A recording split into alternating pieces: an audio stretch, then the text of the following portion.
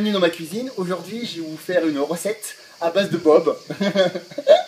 Oui, parce que Bob est bien gras, donc je pense que pour graisser une poêle, ça pourrait être pas mal. Hein, voilà. Par contre, tu peux éviter de me ranger l'oreille. Mon chéri, non.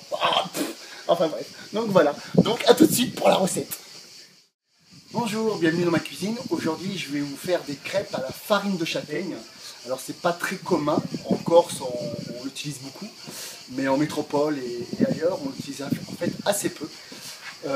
L'avantage de la châtaigne, c'est qu'elle est sans gluten. Elle a pas mal d'atouts nutritionnels. Et en plus, elle a un indice glycémique relativement bas. Donc, c'est assez intéressant et le goût est assez particulier. Donc, on y va.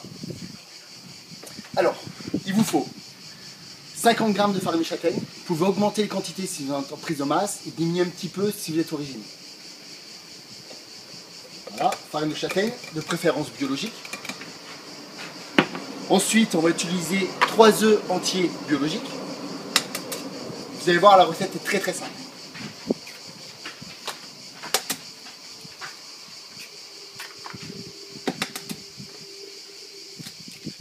Et en plus, c'est rapide. Rajoutez un lait végétal. Bon, là, c'est du lait de soja parce que je n'avais pas de lait d'amande ou de lait de noisette, tout ce que vous voulez.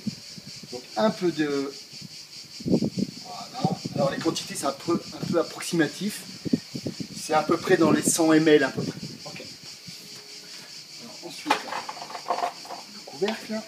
Sinon, ça va gicler partout. On mixe.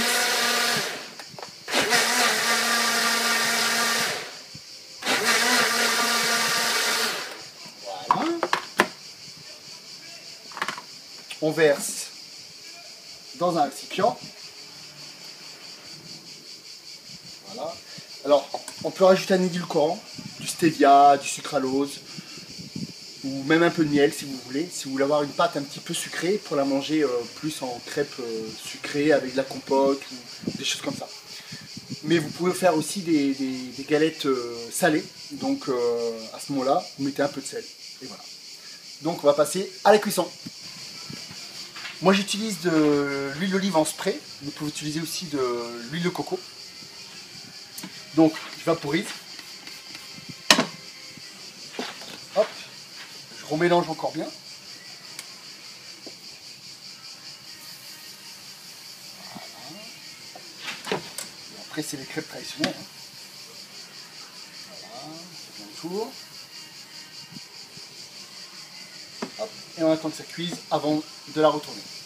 Quand vous voyez que les bords commencent à se décoller, c'est qu'elle est prête à être retournée. Donc vous passez la spatule dessous, comme je fais. Hop, vous retournez. Et voilà. Ensuite vous faites toute votre série de crêpes.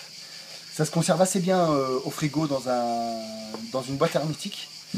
Et vous n'avez plus qu'à les déguster en collation, au petit-déj, en fait, quand vous voulez. Donc voilà, j'ai fait à peu près 4 crêpes. Alors dessus vous pouvez mettre de la compote sans sucre ajouté que vous tartinez, que vous pliez, c'est assez bon et diététique. Sinon moi j'aime bien utiliser un peu de purée d'amande ou de purée de noisette, que pareil, vous prenez comme de la pâte à tartiner en fait, hein, et ensuite vous étalez comme ça et vous mangez. Donc voilà, le mois prochain je vous parlerai justement de gluten, parce que toutes mes recettes sont dorénavant sans gluten. Donc je vous expliquerai pourquoi je fais ça et dans quel intérêt on le fait. Voilà, Badji, à bientôt.